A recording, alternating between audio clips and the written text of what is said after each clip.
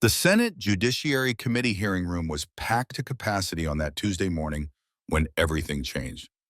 Denzel Washington, the legendary actor and outspoken voice on justice, sat at the witness table, his posture calm but commanding, as Senator Ted Cruz launched into what would become his most humiliating moment in decades of political theater. Mr. Washington, you clearly don't understand, Cruz began for the sixth time, wagging his finger in the air like a professor scolding a student. But this time, something shifted in Washington's eyes. The two-time Oscar winner, known for playing men who never flinch under pressure, had tolerated enough. What happened in the next 30 seconds would leave Cruz speechless, trending across every social media platform and questioning whether he should have ever opened his mouth that morning. Before we dive into this explosive confrontation that has the entire country buzzing, make sure you hit that subscribe button and ring the notification bell. Drop a comment below telling us where you're watching from. This story is spreading like wildfire across America, and you won't want to miss what happens next. The tension in that room was thicker than Texas humidity in August. For 20 minutes, Cruz had been doing what he does best, interrupting, mansplaining, and trying to dominate the spotlight. But Denzel Washington had come prepared with something nobody expected. He had done his homework on Ted Cruz, and he was about to expose something that would make the senator wish he had stayed home that day. To understand why this moment matters, you need to know who these two heavyweights are. Denzel Washington isn't your typical witness. He grew up in Mount Vernon, New York, worked his way through Fordham University, and spent decades portraying powerful, complex men on screen while speaking out off-screen about faith, discipline, and justice. Beyond Hollywood, he has given commencement speeches that electrified entire generations, urging young people to embrace responsibility, preparation, and fearlessness in the face of adversity. When he walked into Congress that morning, he carried with him the gravitas of a man who has faced down hostile questions from critics, journalists, and doubters for over 40 years. He came not to play politics, but to speak truth with clarity, to defend the voiceless, and to prove that he would never be intimidated by bluster. His background wasn't privileged either. He wasn't born into political royalty. He earned every accolade through relentless preparation, intelligence, and an unshakable refusal to be silenced. Ted Cruz, on the other hand, represents everything establishment politics has become. The Harvard Law graduate, former Supreme Court clerk, and two-term senator from Texas had built his career on theatrical confrontations and calculated controversies. He was known for his debating skills, his ability to twist words, and his talent for making every hearing about himself. With his polished suits and practiced smirk, Cruz had intimidated countless witnesses over the years. But today's hearing was supposed to be about voting rights legislation, a subject Washington had spoken passionately about for years. Cruz thought he could steamroll him like he had so many others. He thought wrong. The stakes couldn't be higher. This wasn't just about a senator sparring with a cultural icon. This was about the future of voting rights in America, about whether new, independent voices would be heard or silenced, about whether the old guard could continue their tactics of interruption and intimidation. The entire country was watching, and both men knew it. Cruz had started the hearing with his usual swagger. He adjusted his microphone, shuffled his papers dramatically, and launched into what he clearly thought would be an easy takedown of the Hollywood star. Mr. Washington, he began with that patronizing tone that had become his trademark. Your lack of experience in federal legislation is showing. And the room tensed. Committee members leaned forward. The press gallery went silent. This was Cruz's opening salvo designed to establish dominance early. But if you look closely at Washington's face, you could see something Cruz missed. A slight, knowing smile at the corners of his mouth. Denzel had been waiting for this moment. The first interruption came just 3 minutes into Washington's opening statement. He was explaining the historical context of voting rights in Texas when Cruz cut in. That's simply not accurate, Mr. Washington. If you had actually read the legislation— Senator, I have the floor, Washington replied, his voice calm but carrying the weight of command, like a man used to delivering lines that silenced entire theaters. But Cruz waved his hand dismissively, a gesture caught perfectly by the C-SPAN cameras. The problem with your generation of entertainers, Cruz sneered, ignoring protocol, is that you think Twitter threads constitute research. The real legislative work requires— Senator Cruz, the committee chair interjected sharply. Mr. Washington has the floor. Cruz leaned back in his chair with an exaggerated sigh, his body language dripping with condescension. Washington resumed his statement, steady as ever, and the room braced for what was coming next. But he'd barely gotten 2 sentences out when Cruz struck again. The second interruption was worse.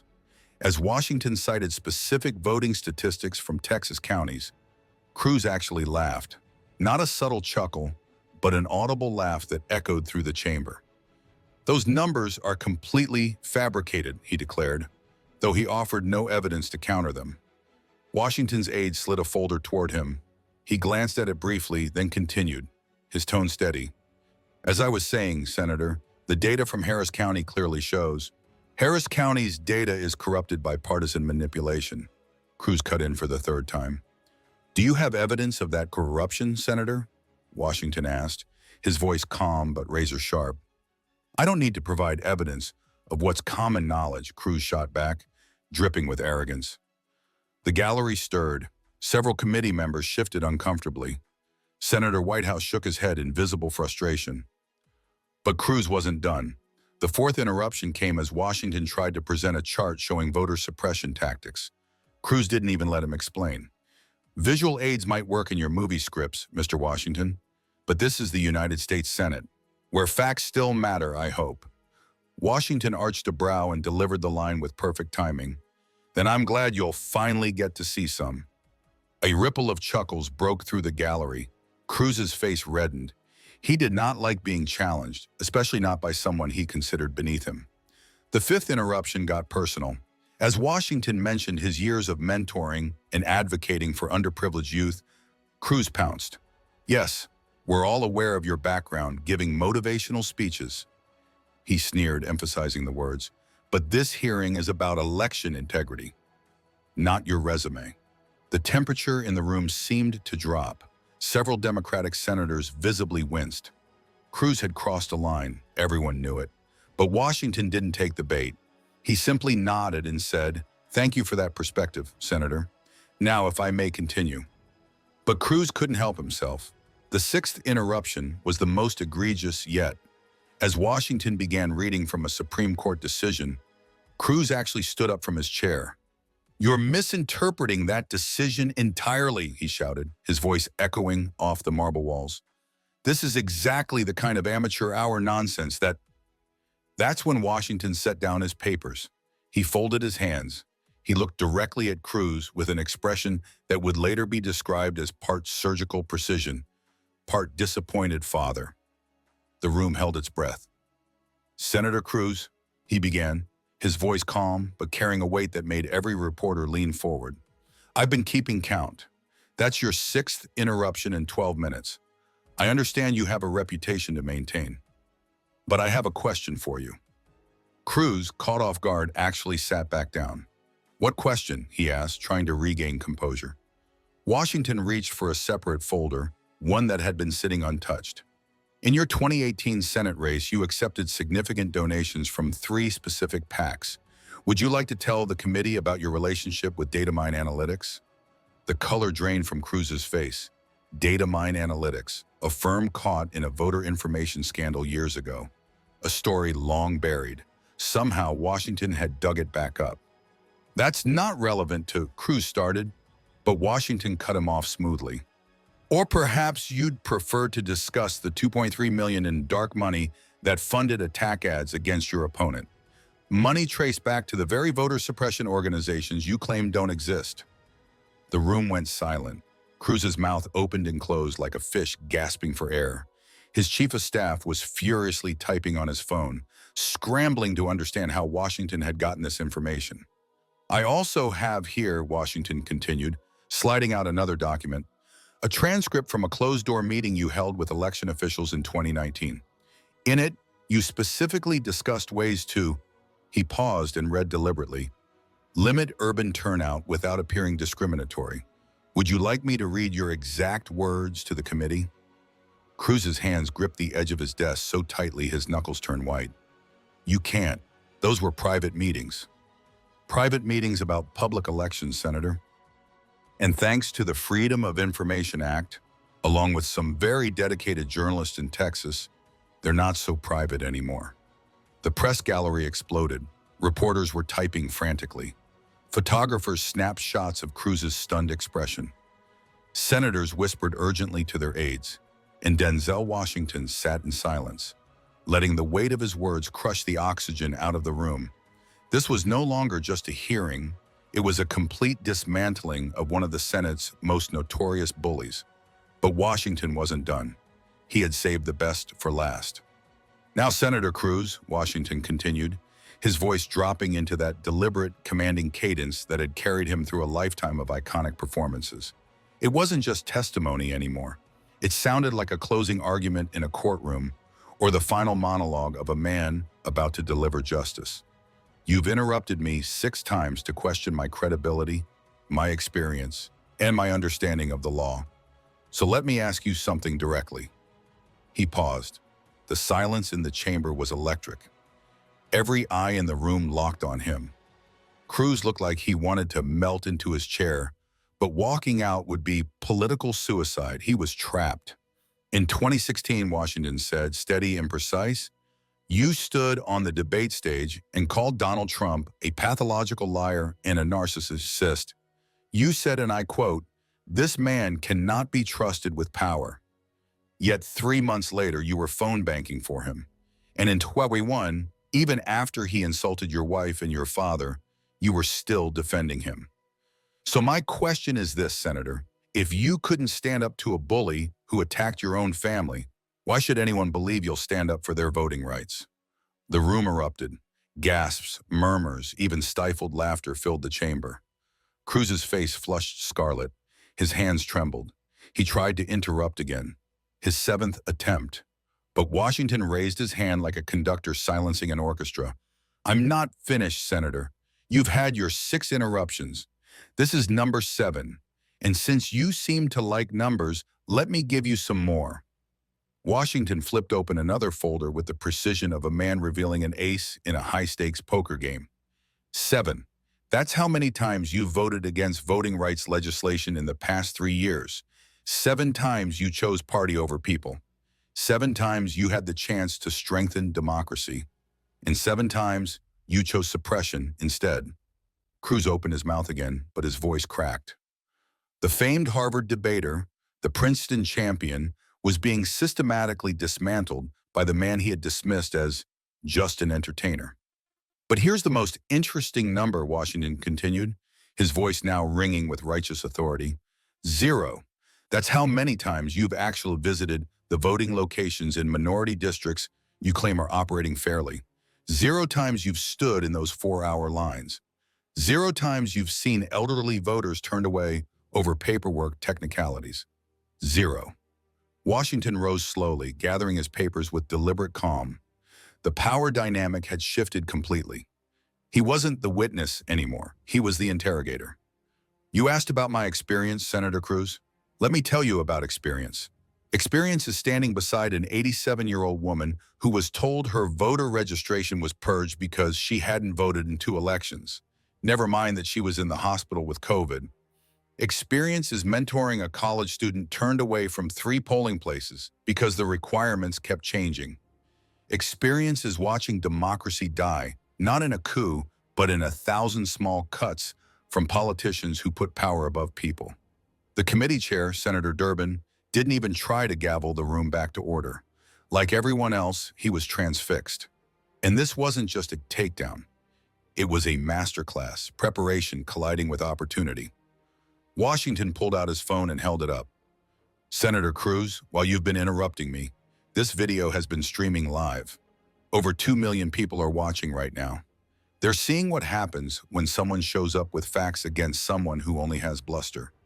They're seeing what happens when truth confronts power. He turned fully toward Cruz. You thought you could bully me like you've bullied so many others. You thought your interruptions would rattle me. But here's what you didn't count on. I'm not here to play your games. I'm here to do the people's work. And the people are tired of politicians like you who think volume can replace veracity. Cruz finally found his voice, but it was weak, almost pleading. This is character assassination. You can't just, this is character assassination. For the first time, Washington cut him off. The irony was not lost on anyone.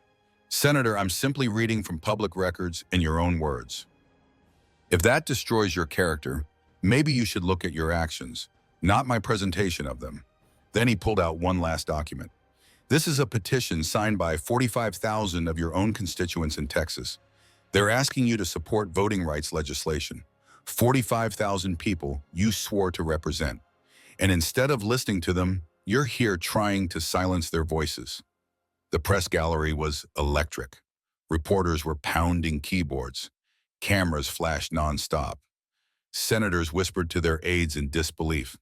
And Denzel Washington stood there, calm, unflinching, undeniable.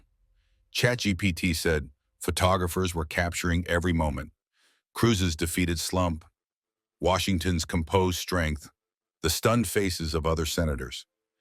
This was the kind of political theater that would be replayed for years, taught in political science classes, and remembered as the day someone finally stood up to Ted Cruz and won. I have 17 more minutes of allocated time, Washington announced, his tone calm but commanding. And I'm happy to continue presenting evidence of voter suppression in Texas. Or, Senator Cruz, you can allow me to finish my original presentation without interruption. Your choice. Cruz looked around desperately for support, but even his Republican colleagues avoided eye contact. Senator Graham hid behind a folder. Senator Hawley pretended to be busy with his phone. Cruz was alone, exposed, and utterly defeated. I yield my time, Cruz mumbled, the words barely audible. I'm sorry, Senator, Washington said smoothly, leaning forward just enough to twist the knife. Could you repeat that? I want to make sure the record reflects it clearly.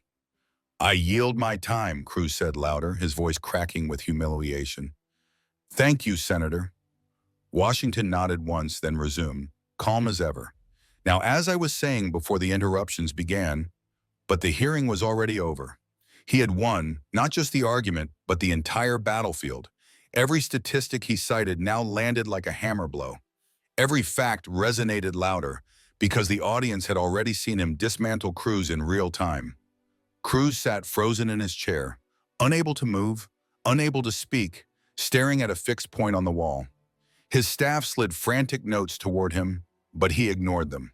His career highlight reel had just become a blooper reel for the ages. Meanwhile, the other senators leaned in, addressing Washington with new weight. Senator Booker thanked him for his thorough preparation and professional clarity.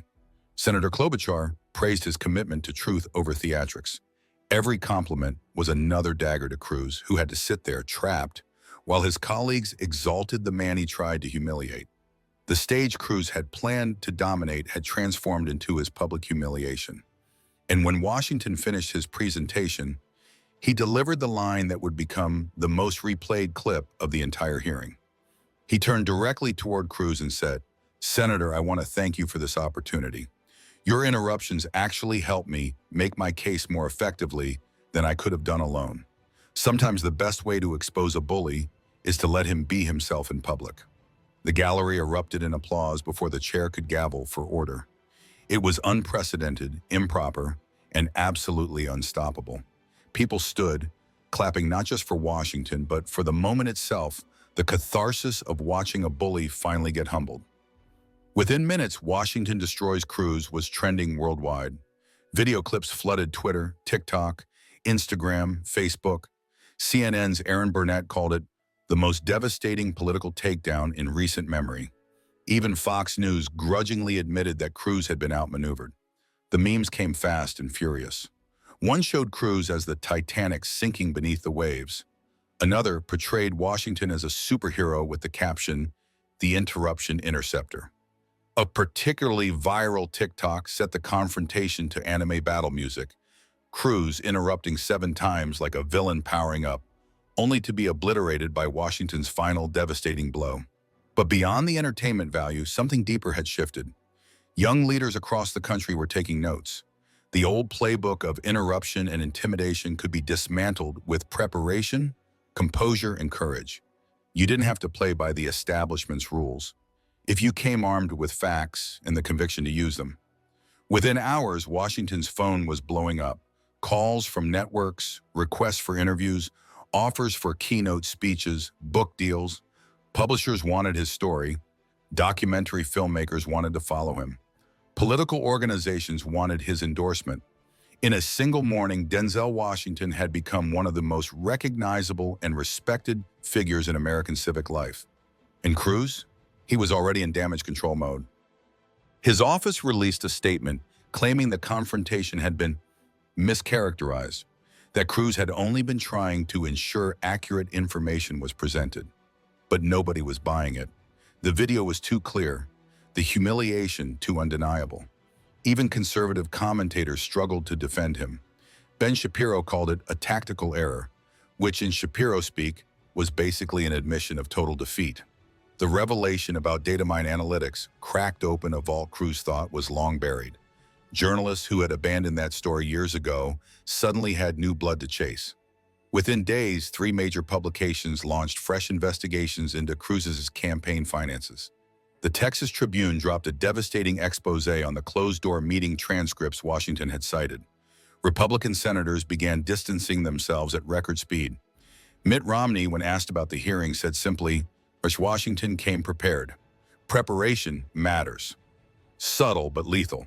Marco Rubio suddenly had scheduling conflicts that just happened to keep him away from 3 events Cruz was supposed to headline. And Trump, never one to miss a chance to kick a man when he's down, posted on Truth Social. Lion Ted got destroyed by an actor. Sad.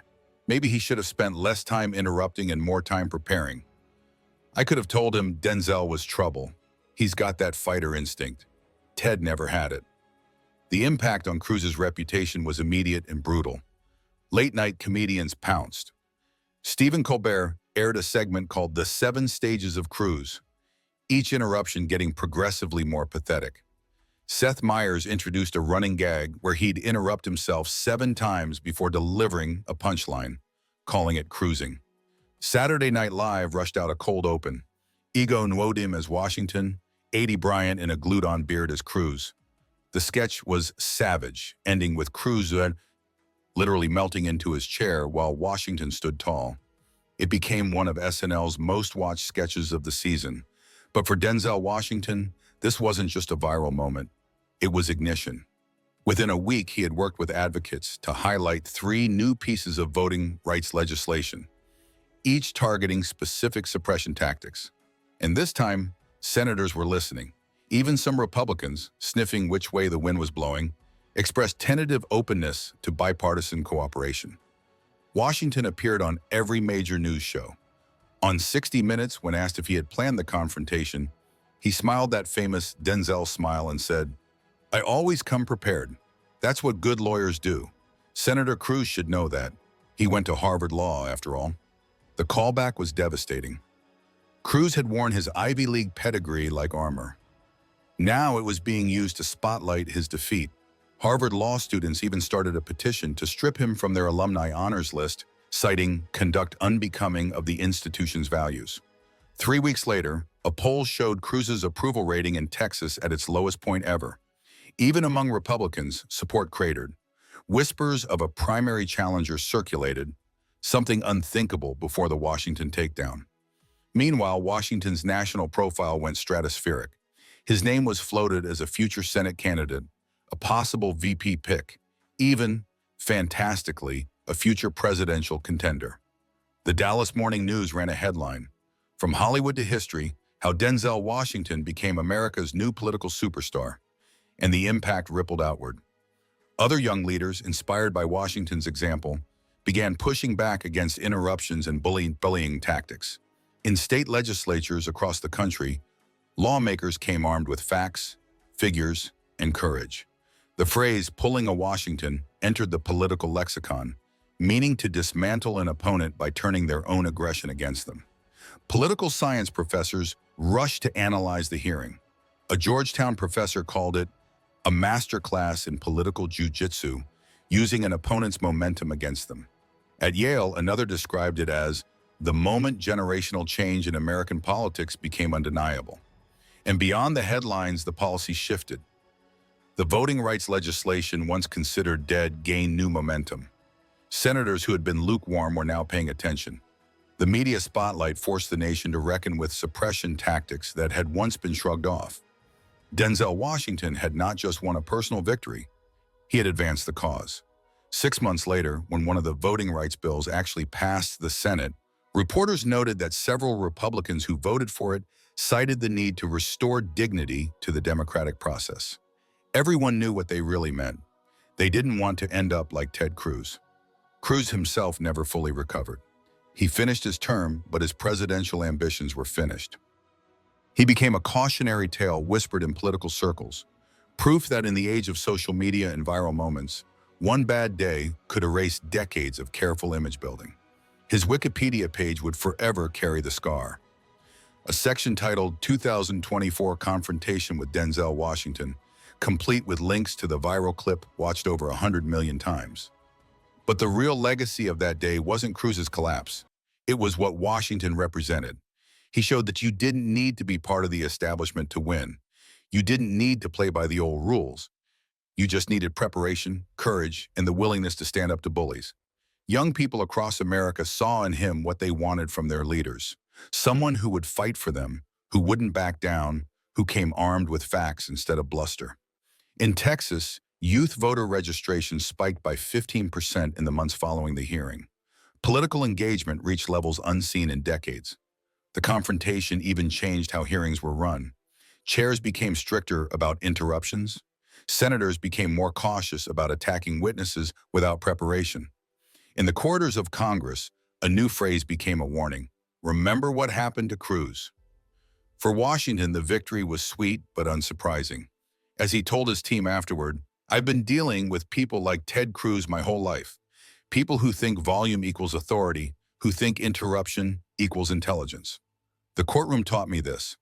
The best response to a bully isn't to shout louder, it's to come prepared with facts they can't refute."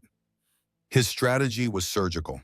Holding back the most damaging information until Cruz had fully overcommitted revealed a political sophistication that stunned even veteran operatives. He let Cruz dig his own grave, then handed him a bigger shovel. The symmetry of the 7 interruptions became legendary, almost poetic. 7 times Cruz tried to shut him down. 7 times Cruz had voted against voting rights. 7 moments where party was chosen over people. Political consultants dissected it like a script, marveling at how Washington had baited Cruz into that 7th attempt, sealing the narrative arc perfectly. Journalism schools turned the hearing into a case study, proof that political theater could drive policy change. The confrontation had accomplished more for voting rights than years of lobbying. It showed that in modern politics, a single viral moment could outweigh months of backroom deals.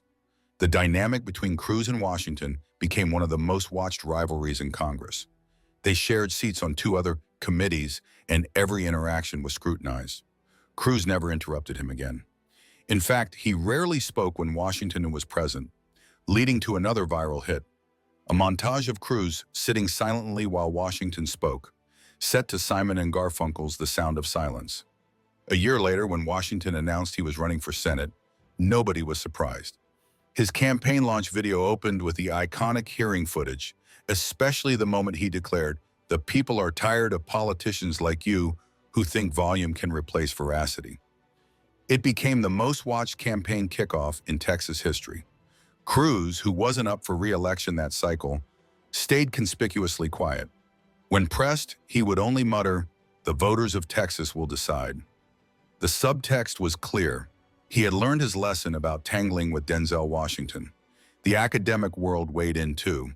Harvard Law invited Washington to give a lecture on preparation as political strategy, a subtle but cutting rebuke to their most infamous alumnus. Yale Law launched a new course, Political Advocacy in the Digital Age, using the Washington-Cruz showdown as its primary case study. Political strategists from both parties obsessed over it. Republicans asked themselves how to avoid being Washingtoned. Democrats searched for ways to replicate the success. But what many missed was that it wasn't just tactics. It was authenticity, preparation, conviction. And Denzel Washington had all three in spades. It was about authenticity. Washington had won because he genuinely believed in his cause and had done the work to defend it. The cultural impact extended far beyond politics. The confrontation inspired a generation of young people, especially young men and women of color, to stand up to interruption and condescension in their own lives. Channel Your Inner Washington became advice shared in classrooms, boardrooms, and community meetings across America. The idea resonated. You don't defeat a bully by stooping to their level, but by overwhelming them with preparation and facts. Corporate training programs began adding modules on the Washington method, how to handle aggressive interruptions in meetings. The principles were simple. Stay calm, keep count, come prepared with irrefutable facts. Choose your moment to strike. It became especially popular in male-dominated industries, where workers often faced the kind of dismissive interruptions Cruz had employed. The entertainment industry noticed too. Within a year, 3 different projects were in development. A documentary with interviews from those who were in the chamber that day. A dramatic miniseries tracing both men's backgrounds leading up to the confrontation. And surprisingly, a comedy film that reimagined the showdown in different eras. Medieval times, the Wild West, even outer space, but always with the same lesson. Preparation beats bluster. Washington himself remained focused on the work. In interviews, he always steered attention away from the spectacle and back to the principle. This isn't about me versus Senator Cruz, he'd say. This is about making sure every American has the right to vote without unnecessary barriers. That's what matters. But he had also mastered the art of the subtle dig. On the anniversary of the hearing, when asked about Cruz, he replied with calm precision, "I hope he's learned the value of letting others speak. Democracy works best when all voices are heard." The underlying message was devastating in its politeness. The international impact was just as striking. Politicians in other democracies studied the confrontation as a model for countering anti-democratic forces. The BBC produced a documentary titled 7th Interruptions, The Day American Politics Changed. In Brazil, a young congresswoman applied the Washington method against a bullying senator, earning her own viral moment. In the UK, a backbencher prepared meticulously to take on a cabinet minister notorious for cutting people off. Again, a viral sensation. The method had gone global. Law schools integrated the confrontation into trial advocacy classes.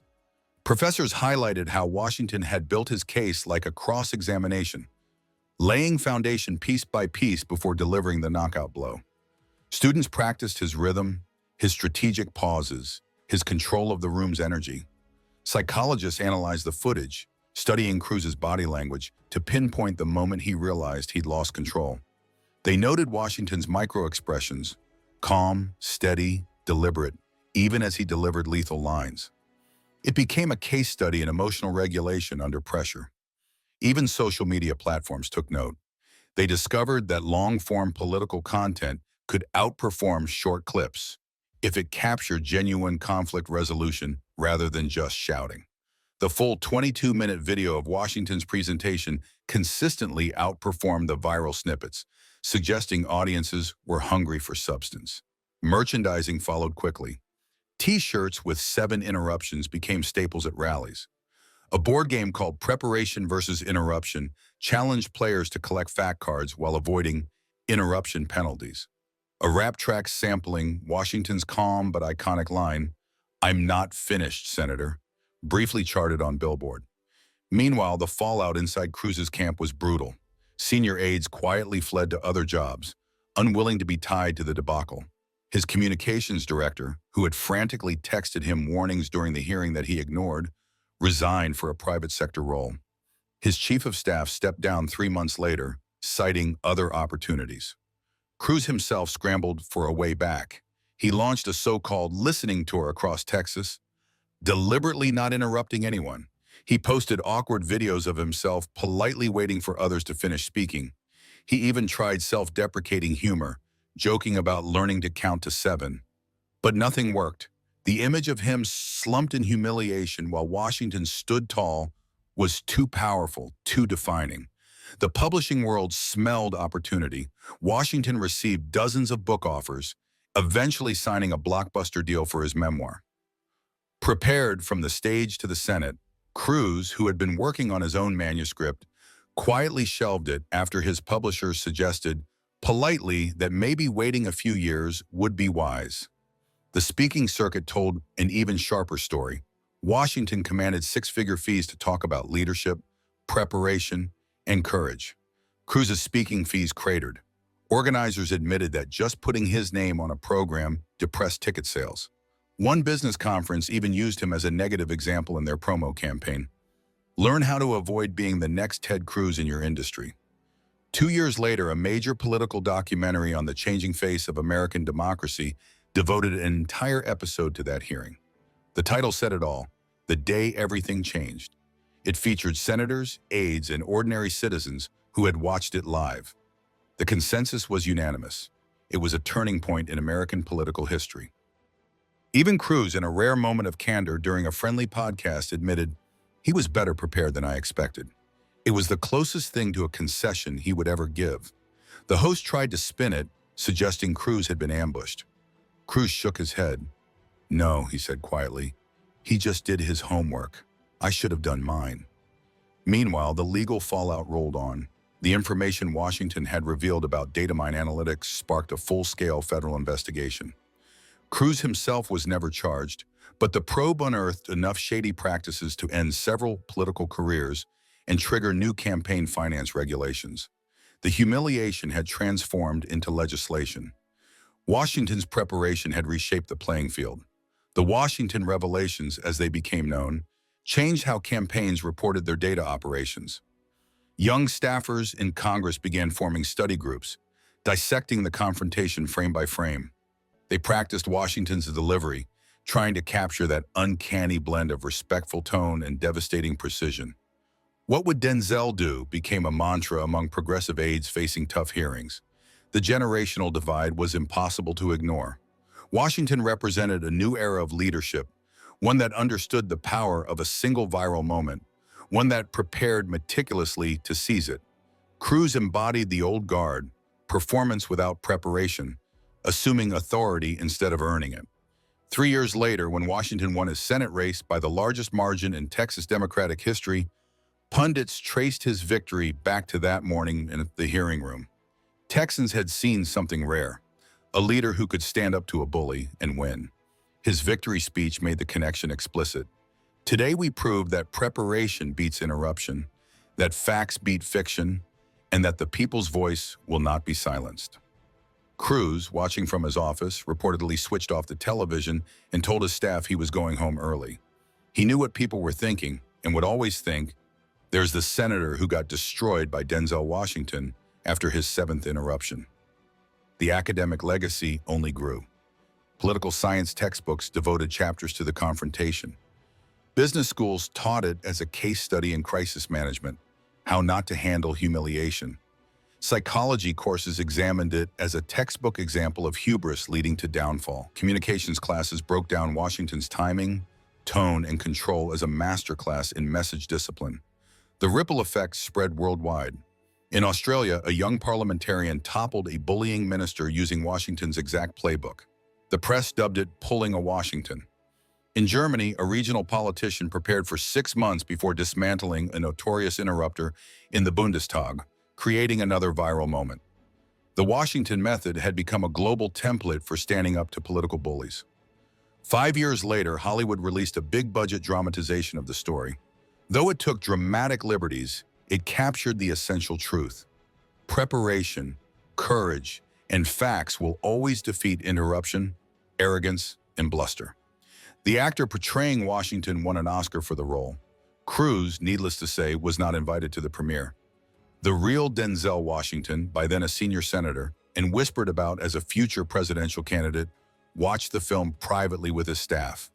Asked what he thought, he simply smiled and said, "They got the number right, 7. That's what matters." This story was never just about one hearing.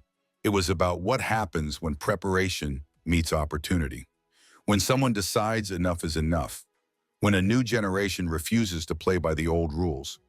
Denzel Washington didn't just defeat Ted Cruz that day. He showed millions of Americans that bullies can be beaten if you come prepared.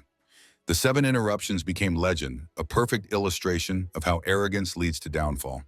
Cruz believed he could dominate with volume and interruptions, tactics that had worked for him for years. But he finally met someone who had done the one thing he hadn't. He prepared. If you enjoyed this incredible story of political courage, make sure to hit that like button and subscribe. Ring the notification bell so you don't miss the next story of underdogs defeating giants. Comment below. What did you think of Washington's tactical brilliance? Have you ever witnessed someone standing up to a bully like this?